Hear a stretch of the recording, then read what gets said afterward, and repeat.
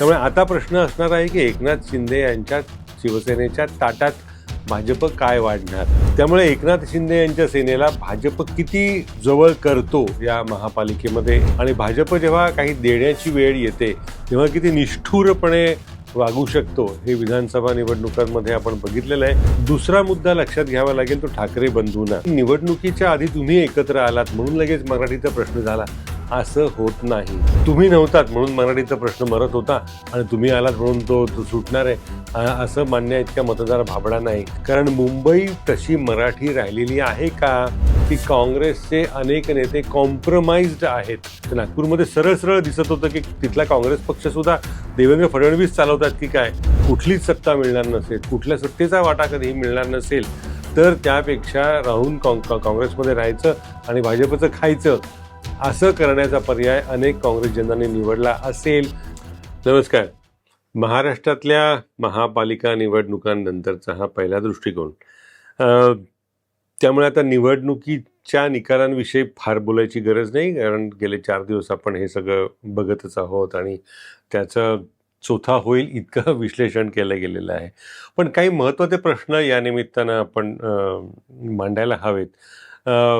एक म्हणजे विशेषतः मुंबई आणि महाराष्ट्राच्या अन्य शहरातले निकाल याचे 2 भाग पडतात. मुंबईमध्ये भाजपचा निकाल हा अत्यंत मोठा असं दाखवलं जात असलं तरी प्रत्यक्षात भाजपच्या संख्याबळामध्ये खूप वाढ झालेली आहे असं निश्चितपणे म्हणता येत नाही. कारण गेल्या वेळेला त्यांना 82 जागा होत्या, नंतर आयात निर्यात करून एक 95, 90, 92पर्यंत उमेदवार गेलेले होते. यावेळेला त्याच्यामध्ये 7-8ची वाढ झालेली असेल. त्यामुळे तो मुद्दा नाही.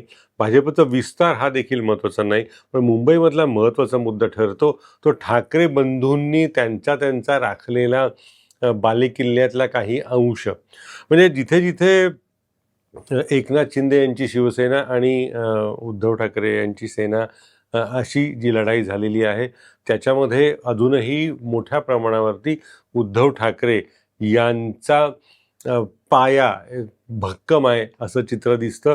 त्यामुळे ही अर्थातच एकनाथ शिंदे यांच्यासाठी आनंदाची बातमी म्हणता येणार नाही. त्यांच्यासाठी खरं आव्हान आहे ते महापालिका निवडणुकातनं ते काय काढतात भाजपकडून.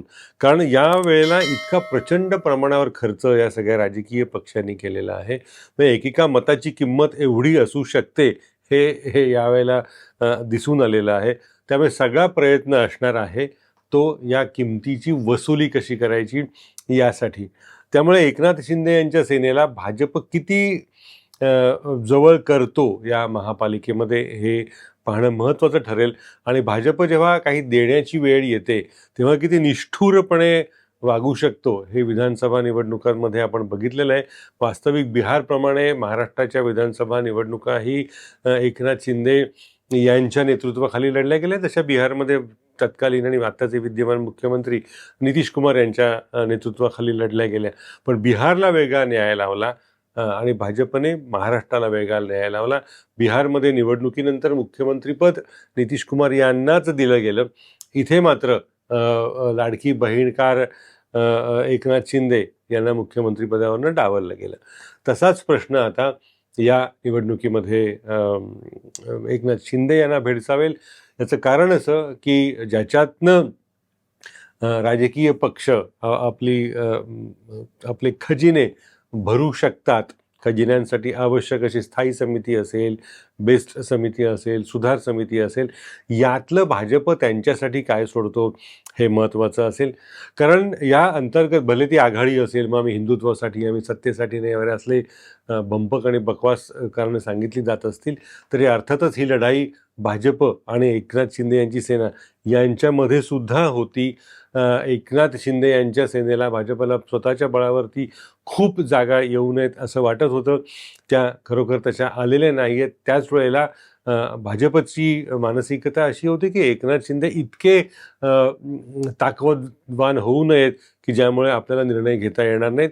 त्यांनाही तसाच बऱ्यापैकी फटका या निवडणुकीतनं बसलेला आहे.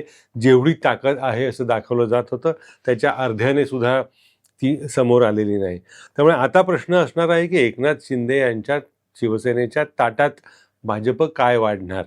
आणि शक्यता अशी आहे की फार काही आकर्षक पदरात पडेल असं असं दिसत नाही. कारण भाजप जी चूक त्यांनी आधी केलेली आहे ती यावेळेला करेल असं म्हणता येणार नाही. एकनाथ शिंदे यांच्या बाबतीमध्ये देवेंद्र फडणवीस आणि भाजपचं अंतर्गत राजकारण किती टोकाला गेलेलं आहे याचे अंदाज मध्ये मध्ये येतच असतात आपल्याला. त्यामुळे हा एक महत्त्वाचा मुद्दा. दुसरा मुद्दा लक्षात घ्यावा लागेल तो ठाकरे बंधूंना. तो असा की निवडणुकीच्या आधी तुम्ही एकत्र आलात म्हणून लगेच मराठीचा प्रश्न झाला असं होत नाही. तसं तुमच्याकडून प्रयत्न झाला असला तरी लोकांनी त्यावर विश्वास ठेवला नाही. कारण तुम्ही नव्हतात म्हणून मराठीचा प्रश्न मरत होता आणि तुम्ही आलात म्हणून तो सुटणार आहे असं मानण्या इतका मतदार भाबडा नाही. आणि दुसरं असं की मराठीचा मुद्दा हा आता महाराष्ट्रात आहेच महत्त्वाचा, त्याबाबत काही शंका असायचं कारण नाही. पण मुंबईत तो किती ताणावा याचा त्यांना विचार करावा लागेल. कारण मुंबई तशी मराठी राहिलेली आहे का, हा एक महत्त्वाचा मुद्दा. 40% काही अंदाजानुसार मुंबईच्या नागरिकांमध्ये मराठी आहेत. काहींच्या अंदाजानुसार ते 32% आहेत. अगदी 40% हा जरी मोठा आकडा म्हणून त्यावर विश्वास ठेवला तरी हे 40चे 40 थोडीच ठाकरे यांच्या मागे उभे राहणार आहेत. भाजपला मतदान करणाऱ्यांमध्येही मराठीच आहेत की, काँग्रेसला मतदान करणारेही मराठीच आहेत की. त्यामुळे या मराठीच्या पलीकडे जाऊन आपण किती आपली संदर्भ शून्यता होऊ देत नाही हे ठाकरे बंधूंना सिद्ध करावे लागेल. व्यापक पातळीवरती पक्षाची उभारणी करावी लागेल. हा त्यांच्यासाठी असलेला संदेश आहे. तिसरा महत्त्वाचा मुद्दा आहे तो काँग्रेससाठी. या राज्यामध्ये काही 3-4 शहरांमध्ये काँग्रेसने चांगली कामगिरी केली. म्हणजे लातूर असेल किंवा कोल्हापूर काही प्रमाणात, परभणी असेल. याचं कारण काय असेल की बाकीच्या ठिकाणी काँग्रेस झोपत असताना इथे का त्यांना जमलं? साधं उत्तर आहे या तिन्ही 4ही ठिकाणचं. ते म्हणजे तिथे तिथे काँग्रेसला स्थानिक नेतृत्व जिवंत होतं आणि त्या स्थानिक नेतृत्वानं काँग्रेसला हात दिला. त्यांनी त्या निवडणुका लढल्या. बाकीच्या ठिकाणी काँग्रेसला चेहराच नाही आहे. म्हणजे काँग्रेसची इतकी दारुण अवस्था अशा अर्थाने आहे की जोपर्यंत तुमचा चेहरा असतो आणि त्या निवडणुकीची जबाबदारी तो चेहरा आपल्या डोक्यावर घेतो, आपल्या शिरावर घेतो आणि त्याप्रमाणे मरतो आणि कामाला लागतो, तेव्हा कुठे निवडणुकीत बदल दिसायला लागतो. आणि त्यामुळे काँग्रेसला हा मुद्दा महत्त्वाचा आहे की म्हणजे निवडणुकीच्या तोंडावरती मुंबईच्या वर्षा गायकवाड आणि भाई जगताप यांच्यामध्ये ज्या पद्धतीने मतभेद होत होते, काँग्रेसचे काही नेते अगदी आकसूनच गेलेले होते. हे का गेलेले होते याची जर कारणं आपण बघायला गेलं तर काँग्रेसला सुद्धा अंतर्गत लाज वाटायला हवी अशी परिस्थिती आहे. इंग्रजीचा आधार घ्यायचा झाला तर सहजपणे असं राजकीय वर्तुळात म्हणलं जातं की काँग्रेसचे अनेक नेते कॉम्प्रमाइज्ड आहेत. त्यांची भाजपशी हात मिळवणी आहे, भाजपशी संधान त्यांनी मानलं गेलेलं आहे. काही काही नेते नावं घेऊन सांगतात की हा भाजपच्या यासाठी काम करत होता, हा अमुक भरे काँग्रेसचा असेल, पण त्याचे प्रयत्न त्यांनी अप्रत्यक्षपणे भाजपसाठी कसे केले याच्यातनं या काँग्रेसला या प्रतिमेतनं बाहेर पडावं लागेल. आणि नागपूरसारखी जर उदाहरणं घेतली तर नागपूरमध्ये सरळ सरळ दिसत होतं की तिथला काँग्रेस पक्षसुद्धा देवेंद्र फडणवीस चालवतात की काय असंच वातावरण निर्माण झालेलं होतं. त्यामुळे काँग्रेसला यातनं बाहेर पडावं लागेल. याचं कारण असं की काँग्रेसला जिवंत ठेवणारे जे एक एक घटक होते ते हळूहळू काँग्रेसपासून दूर जाताना दिसतात. त्यातला एक महत्त्वाचा घटक होता ते म्हणजे मुसलमान मतदार. या निवडणुकीमध्ये मुसलमान मतदारांनी एक गठ्ठा MIMच्या पाठीशी उभं राहायचं ठरवलेलं आहे असं दिसतंय. कारण समाजवादी पक्ष हा जो सेक्युलर म्हणवणाऱ्या, निधर्मी म्हणवणाऱ्या, धर्मनिरपेक्ष म्हणवणाऱ्या गटांमध्ये एकेकाळी सक्रिय होता, तो मुंबईत यावेळेला काहीच नव्हता. त्या काँग्रेसवर विश्वास टाकण्याचा अर्थ नाही, कारण काँग्रेसचं नेतृत्व त्याच्यावरती विश्वास टाकत नाही तर मतदार कसे टाकणार. त्यामुळे मतदारांनी, विशेषतः मुसलमान मतदारांनी मोठ्या प्रमाणावरती काँग्रेसच्या पारड्यामध्ये आपला मतांचा कौल टाकला. म्हणजे तुमच्यापासून दलित दूर चाललेले आहेत, तुमच्यापासनं मुसलमान मतदार दूर चाललेले आहेत, मराठा मतदार त्याचं विभाजन होतं आहे आणि अन्य मागास ज्याला OBC म्हणतात ते भाजप मोठ्या प्रमाणावरती तुमच्यापासून हिरावून घेतोय. अशा वेळेला काँग्रेसला आपल्या मतदारांचा शोध नव्यानं करावा लागेल आणि पूर्णपणे पक्षाची उभारणी ज्यांच्यावरती निष्ठा ठेवाव्यात अशा नेत्यांच्या हाती द्यावी लागेल तळाला. याचं कारण असं की अनेक नेते हे मोठ्या प्रमाणावरती जसं मगाशी म्हटलं तसं कॉम्प्रोमाइज झालेले आहेत. पण त्यांच्या बाजूने जर विचार केला, नेत्यांच्या बाजूने जर विचार केला, तर त्याला एक प्रकारे समर्थनसुद्धा करता येईल असं वास्तव आहे.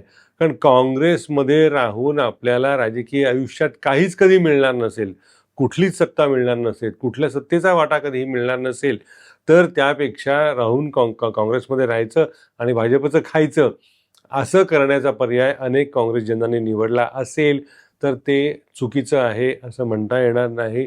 म्हणून काँग्रेसला पूर्णपणे आपली घरबांधणी नव्याने करावी लागेल. तशी ती होणार नसेल, तर या राजकीय द्वंद्वामध्ये काँग्रेसला नेहमीच पराभूत व्हावं लागेल. कारण ज्या पद्धतीनं भाजप आक्रमकपणे चढाई करतो आणि ज्या पद्धतीनं भाजप पहिल्यांदा आपापल्या जे आघाडीचे घटक असतात त्यांना गिळंकृत करून मग विरोधकांचा सामना करतो, त्याचीच पुढची फेरीसुद्धा पुढच्या आगामी निवडणुकांमध्ये बघायला मिळेल. त्यामुळे काँग्रेस जोपर्यंत स्वतःची इमारत स्वतःच्या अंगणात स्वतःच्या कामगारांनी स्वतःच्या हिमतीने उभी करत नाही, तोपर्यंत भाजपच्या बुलडोझर समोर काँग्रेसचा जो काही छोटासा इमला आहे तो असाच ढासळत राहील. आणि हे काँग्रेससाठी चांगलं आहे का वाईट हा मुद्दा त्या पक्षाने ठरवावा, पण हे लोकशाहीसाठी मात्र निश्चितच चांगलं नाही आहे. त्यामुळे काँग्रेस आणि अन्य विरोधी पक्षांना याच्यातनं धडा घेऊन स्वतःची इमारत पुन्हा नव्याने बांधावी लागेल.